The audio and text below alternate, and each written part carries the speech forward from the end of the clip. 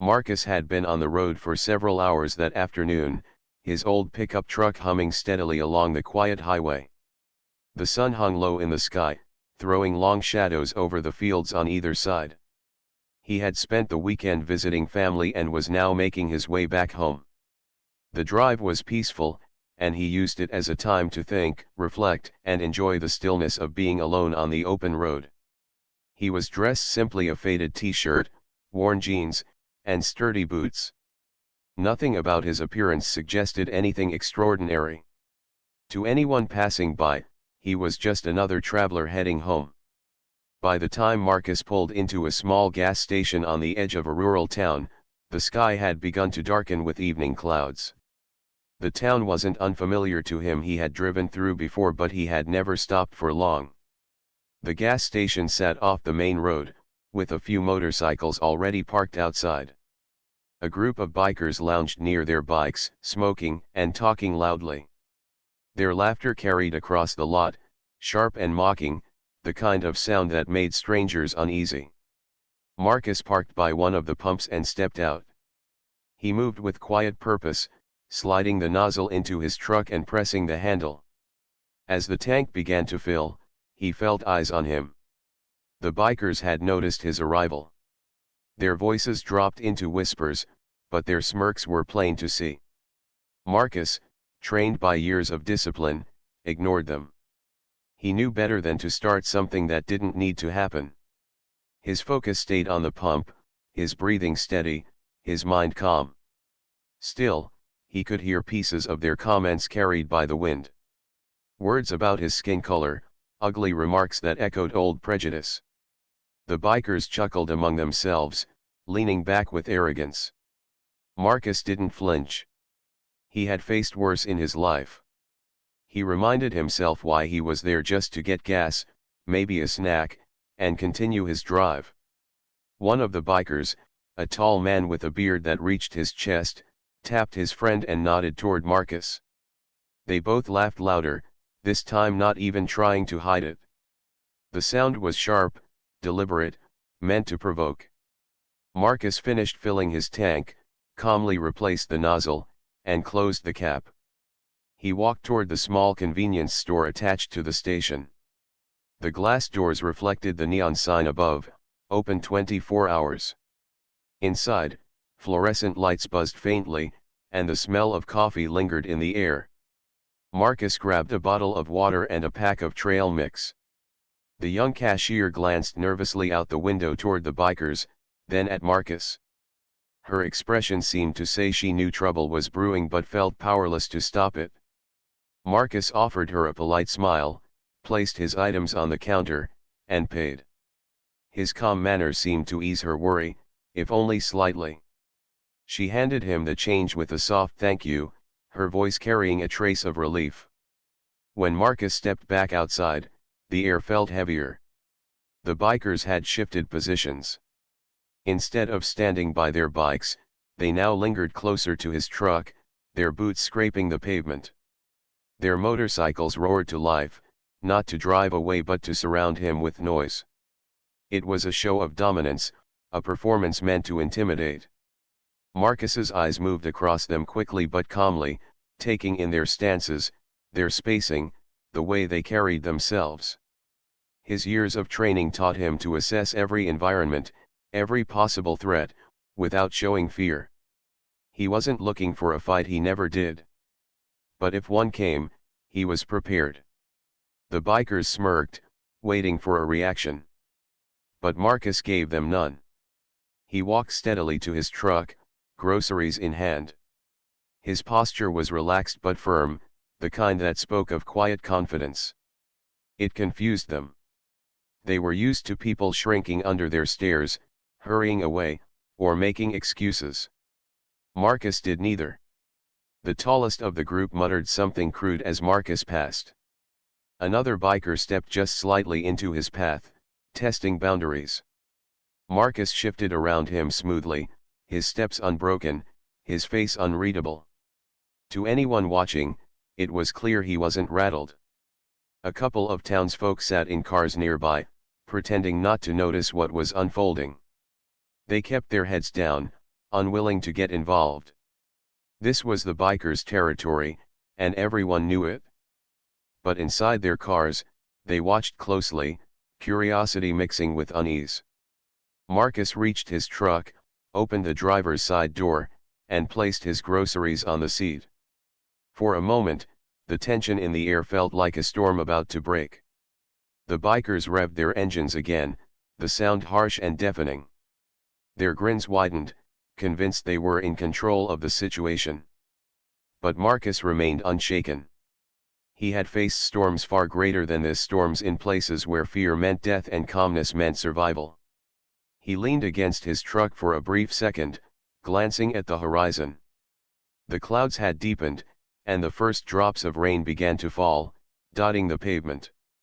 To the bikers, he looked like a man too quiet, too composed, almost daring them without saying a word. But to Marcus, it was just another moment where patience would decide everything. That night, in that small gas station parking lot, an ordinary stop for fuel became the beginning of something none of those bikers expected. They thought they saw weakness in his silence, but what they were really looking at was strength, a strength they were not yet ready to understand. The air around the gas station grew heavier as Marcus stepped closer to his truck, and the group of bikers seemed to tighten their circle. The loud rumble of motorcycle engines echoed across the lot, bouncing off the walls of the small store and making the ground tremble slightly underfoot. To anyone watching, it was clear they were trying to stage a show of power. Their laughter was louder now, more deliberate, filled with mockery. Each sound was like a challenge, an attempt to provoke Marcus into responding. Marcus bent down calmly, picking up the small bag of snacks and water he had bought. His hands were steady, his face unreadable. He didn't want to fight. Fighting wasn't his goal, it never had been. But the bikers didn't see calmness as strength. To them, it looked like fear. And fear was something they thought they could take advantage of. The tallest biker, the one with the thick beard, was the first to make a move. He stepped forward, pretending to trip near Marcus's boots but making sure his shoulder brushed hard against Marcus's arm. The shove was small, but the smirk on the biker's face told everyone it was meant as a warning.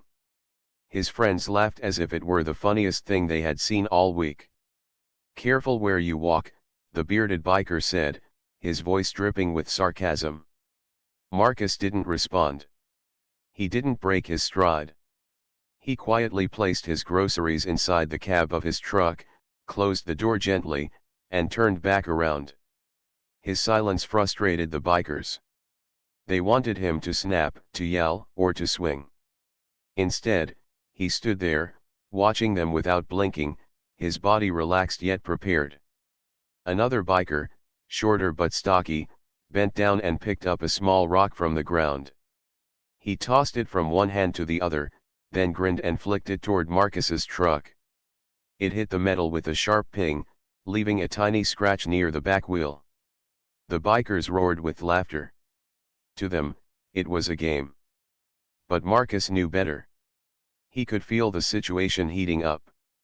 He had seen it before. One person provokes, another follows, and soon the entire group wants to prove something. Trouble was building, and he understood he couldn't walk away much longer. Even then, Marcus tried to keep things under control. He reached down, picked up the rock from the ground, and calmly placed it on the hood of one of the motorcycles. He didn't speak a word. His movements were slow and deliberate, his eyes steady. The laughter faded slightly. For a brief moment, confusion flickered across the bikers' faces. Why wasn't he scared? Why wasn't he angry? The stocky biker scowled, clearly annoyed. He took a step closer, invading Marcus's personal space. "You think you're tough," he sneered.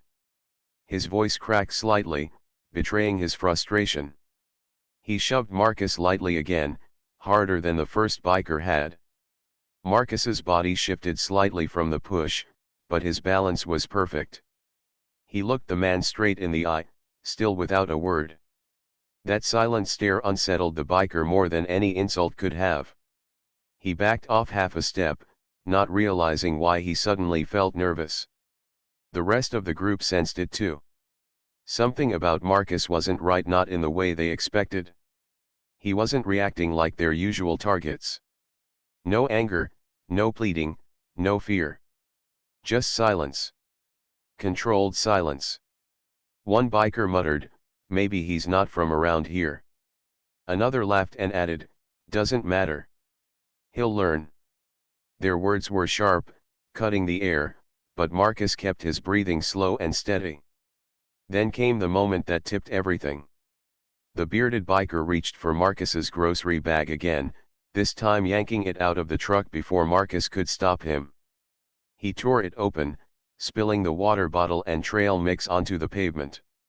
Snacks rolled across the ground, bouncing under the motorcycles. The bikers howled with laughter, clapping each other on the shoulders as if they had won something. Marcus slowly bent down, picked up the bottle of water, and wiped off the dirt. His movements were precise, not rushed. He placed the bottle back inside the cab, then straightened up, standing taller than before. For the first time, he spoke. "Enough." His voice wasn't loud, but it carried weight. The bikers fell strangely quiet, their laughter dying mid-breath. Something in his tone was different, firm, commanding, but not angry. It was the voice of a man used to being listened to, used to giving orders in situations far more dangerous than this. But the bikers didn't know that. To them, it was still just a man refusing to bow down. The bearded biker smirked, though less confident now. "Or what?"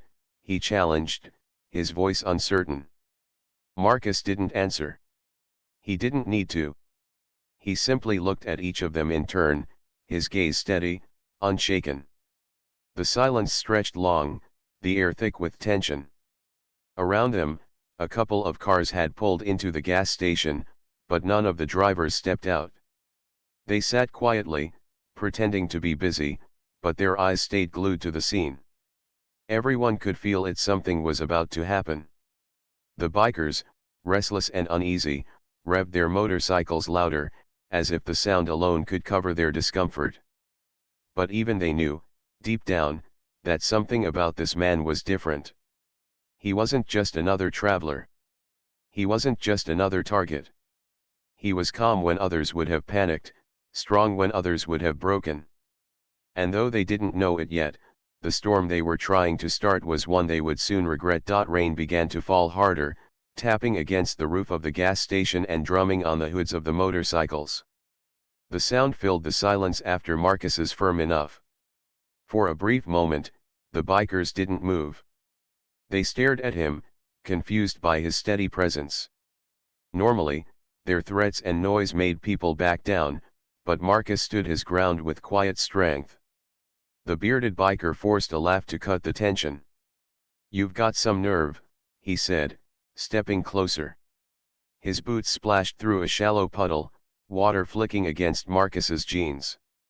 He tried to sound bold, but his voice carried hesitation. He shoved Marcus again, harder this time, testing him. Marcus's body shifted slightly, but his balance didn't break. He looked directly into the man's eyes. That stare was calm but sharp, the kind of look that came from years of discipline. It wasn't a look of fear, it was the look of someone who had seen things far worse than this. The bikers circled tighter, engines still rumbling. One of them, younger and eager to prove himself, leaned forward on his motorcycle. "Show him, boss," he said to the bearded leader, his voice excited. "Make him remember not to come around here." The bearded biker grinned, emboldened by his friend's cheers. He snatched Marcus's grocery bag again and threw it across the lot. The snacks spilled into the rain, sliding along the wet pavement. That final act of disrespect made the crowd of bikers burst into laughter. Marcus slowly stepped forward, his boots splashing through the puddles. His movements were measured, his posture straight. He wasn't rushing, he didn't need to. He reached down, picked up the water bottle again, and stood tall. Then he spoke with calm authority. "I told you enough. This time, the words landed heavier. His voice wasn't raised, but the power behind it silenced the laughter. Even the rain seemed quieter. The bikers glanced at one another. Something about his tone didn't feel normal. It was commanding, disciplined, the voice of someone used to giving orders under pressure. The bearded biker chuckled nervously and shoved Marcus again, but what happened next shocked everyone. In one swift, controlled move, Marcus shifted his weight, turned slightly, and redirected the biker's arm. The man stumbled forward, losing balance, and hit the ground hard. The entire group gasped.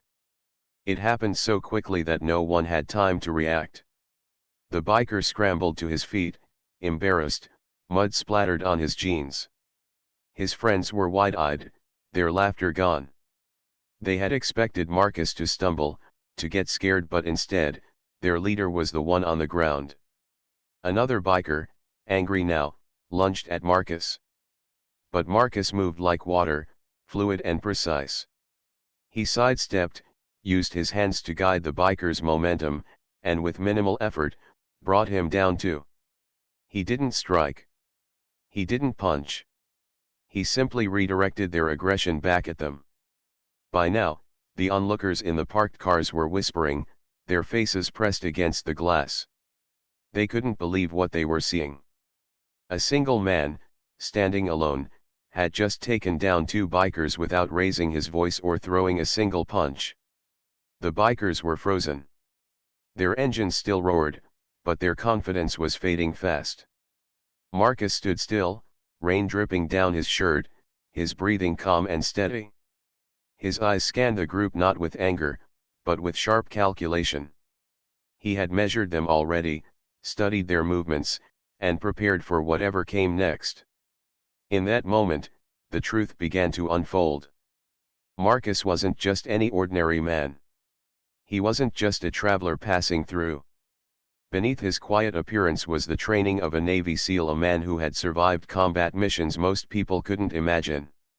His silence wasn't weakness. His calm wasn't fear. It was control. The bikers, though still unaware of his true identity, were beginning to feel it. They could sense the difference. This wasn't a man they could intimidate. This wasn't someone who would fold under pressure. He was something else, something they didn't yet understand. Marcus didn't taunt them, didn't brag, didn't even raise his hands in a show of power. He simply said, "Walk away. This isn't what you want." His voice was firm, like steel under velvet. The bikers hesitated. They weren't used to backing down. But as they stood there, drenched in rain, staring at the man who had effortlessly humbled their leader, they began to wonder if tonight they had picked the wrong fight. Rain poured steadily over the gas station lot, making puddles ripple under the motorcycles and glisten across the asphalt. The once loud voices of the bikers had quieted, but their pride would not allow them to simply walk away. Their leader, soaked from the earlier stumble, wiped mud from his jeans and barked at the others. "Get him. Don't just stand there." Two more bikers stepped forward, their boots splashing through the water. They moved with hesitation, but they couldn't back down in front of their friends. One of them lunged toward Marcus with a clenched fist, the other circling to cut off his escape. Marcus, calm as ever, shifted slightly to the side. His training kicked in. Years of Navy SEAL missions had taught him how to read body language and predict movements before they happened. The first biker's punch cut through the air, but Marcus leaned just enough to avoid it, his boots steady on the slick ground.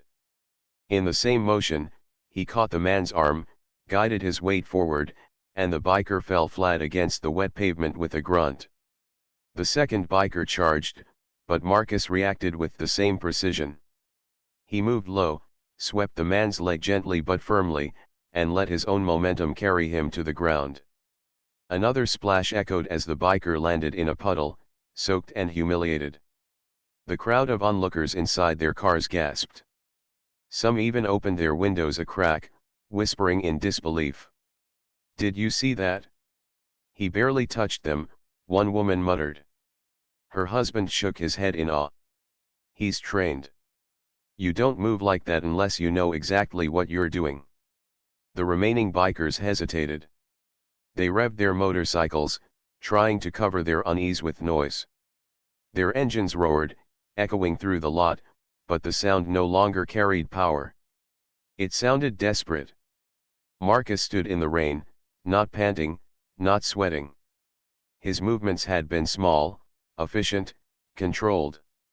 He didn't look like a man fighting, he looked like a man teaching a lesson. Walk away, Marcus said again, his voice strong but calm. His words were not a threat, but a final warning. The leader clenched his fists, his pride boiling over. No. Nobody makes us look like fools, he shouted.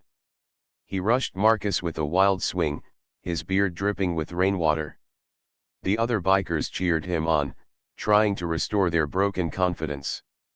But Marcus saw it coming long before the punch was thrown. He stepped forward into the swing, closing the gap, and with a swift movement, redirected the man's arm and placed him in a firm hold. The leader froze, his arm twisted in a position that could break with the smallest added pressure.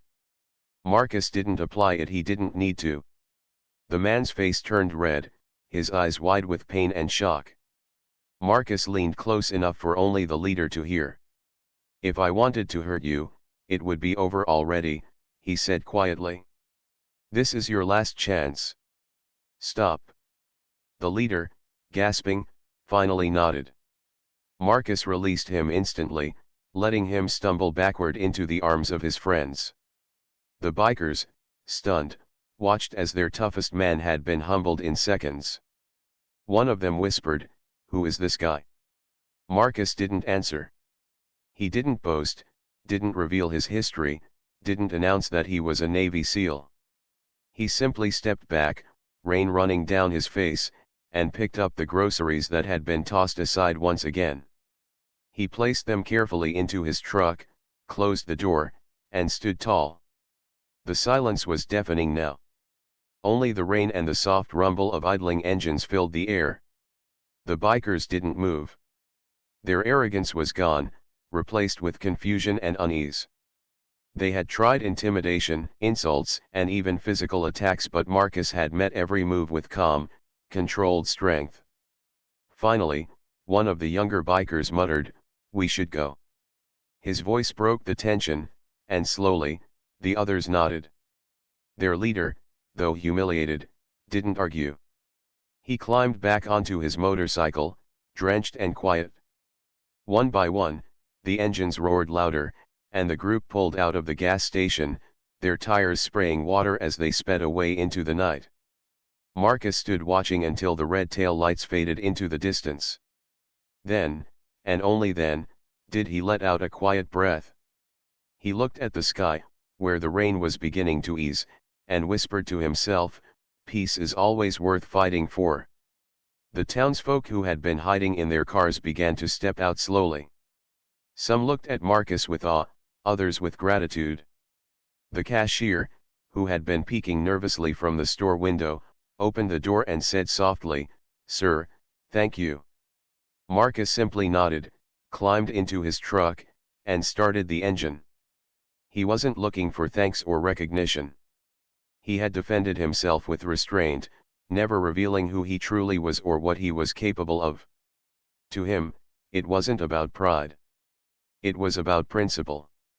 As his truck pulled back onto the road, the quiet town seemed changed somehow. People would talk about what they had seen that night, about the mysterious traveler who stood his ground against a gang of bikers without anger or fear. They would never know the full truth that Marcus was a Navy SEAL, trained to face dangers far greater than a group of reckless men. But the bikers would remember. And that memory would follow them, a lesson in respect and humility, taught not by fists but by strength under control. Marcus's truck rolled quietly down the slick two-lane road, its headlights cutting through the fading rain. The storm was beginning to pass, but the air still carried the damp smell of wet asphalt and pine trees. Inside the cab, Marcus's hands rested calmly on the steering wheel. His heartbeat, steady during the confrontation, now slowed as he allowed himself a quiet exhale. He had not fought for pride or to show off. He had acted only to defend himself, to stop something before it went too far. Back at the gas station, the scene he left behind was still alive in people's minds. The cashier stood near the doorway, replaying the moment over and over again. She had seen many travelers come and go, but none had ever handled the local biker gang that way. In her eyes, Marcus wasn't just a man passing through, he was a reminder that calmness could be stronger than noise. Some of the townsfolk who had sat silently in their cars were now talking among themselves, ashamed they had done nothing but watch. A few admitted quietly that they had been afraid to speak up. Meanwhile, the bikers, miles down the road, rode in silence. Their engines still roared, but the mood had shifted. Their leader nursed the sting of humiliation, his pride more bruised than his body. He didn't speak, because deep down he knew the truth: they had underestimated the wrong man. The others exchanged uneasy glances. They would never admit it aloud, but the calmness in Marcus's eyes had shaken them more than any punch ever could. For the first time, they wondered if their bravado was worth it. Marcus, alone in his truck, allowed his thoughts to drift. He remembered his years as a Navy SEAL, missions in faraway places, moments where silence and discipline were the only things that kept him and his team alive. He had seen fear in the eyes of men tougher than these bikers, and he had learned long ago that true strength was never about proving yourself to strangers. It was about restraint, about knowing when to fight and when to simply stand firm. The rain eased to a drizzle as Marcus pulled off at a small overlook. He parked the truck and stepped outside, letting the cool air wash over him. From the ridge, he could see the town below, its lights glowing softly in the distance. He thought about the people who had watched in silence, the ones too afraid to step in. He did not blame them. Not everyone had the training he did. But he hoped, quietly, that maybe they had learned something from what they saw, that it only takes one person standing calm and firm to stop chaos from spreading. Back at the gas station, the cashier was still thinking about the man who had driven away. She whispered to a co-worker, "Who do you think he was?" But Marcus preferred it that way. He didn't need recognition, didn't want thanks, didn't seek to be remembered. His satisfaction came from knowing that he had ended the night without violence, even when pushed to the edge. The bikers, too, carried that memory. Their leader, sitting on his motorcycle as they sped away, replayed the moment when Marcus had him in a hold, one simple twist away from breaking his arm. He had felt it: the precision, the control, the power held back. For the first time in years, fear had replaced arrogance in his chest. That night, as he lay in bed, the rain still dripping from his jacket, he realized something: the loudest man in the room isn't always the strongest. Marcus returned to the road and continued his journey home. He drove through quiet stretches of farmland, past dimly lit diners, and over bridges that carried him closer to peace. Inside, he felt the same calm he had shown outside. He didn't think of himself as a hero. He was simply a man living by the code that had carried him through life: discipline, dignity, and control. As the night deepened, the story of what had happened began to spread in the small town. The next morning, locals who had heard second-hand whispered about the traveler who had humbled the biker gang. Some said he must have been a martial artist. Others guessed he was law enforcement. Nobody knew the truth, and Marcus preferred it that way. His real identity, a Navy SEAL who had risked his life for his country, remained his own. For Marcus, the road ahead was long, but he didn't mind. He had faced storms fiercer than rain and enemies stronger than bikers. What mattered most was that he had left behind a lesson, even if he never saw the people again. The bikers had learned humility, the townsfolk had witnessed courage in calmness, and Marcus had proven once more that true strength isn't about fighting, it's about knowing when not to. And so he drove on, the road stretching out like a ribbon beneath his tires, the rain finally lifting to reveal a sky full of stars. His journey continued, quiet and steady, just like him. The world would never know his name, but the people in that town would never forget the night they saw a quiet man face down a gang of bikers and walk away with nothing but dignity.